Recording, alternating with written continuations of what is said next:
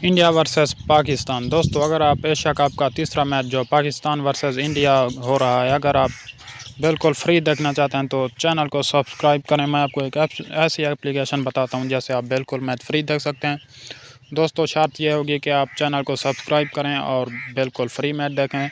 जो भाई चैनल को सब्सक्राइब नहीं करेगा उसको फ्री मैच नहीं दिखाया जाएगा। बाद में ना कहना कि चैनल को सब्सक्राइब नहीं किया तो मैच फ्री नहीं है। तो दोस्तों, चैनल को सब्सक्राइब करें और मैच बिल्कुल फ्री देखें।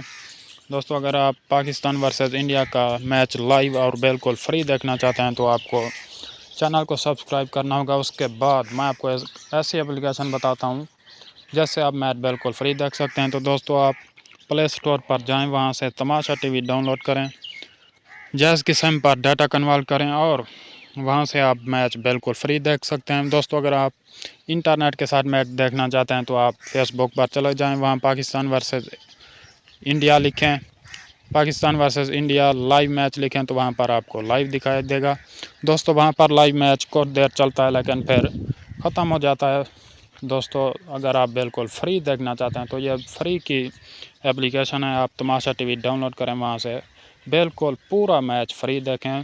पूरा एशिया कप आप फ्री देख सकते हैं। तो दोस्तों, आप तमाशा टीवी डाउनलोड करें और वहाँ से पाकिस्तान वर्सेस इंडिया का मैच बिल्कुल फ्री देखें। Thanks for watching.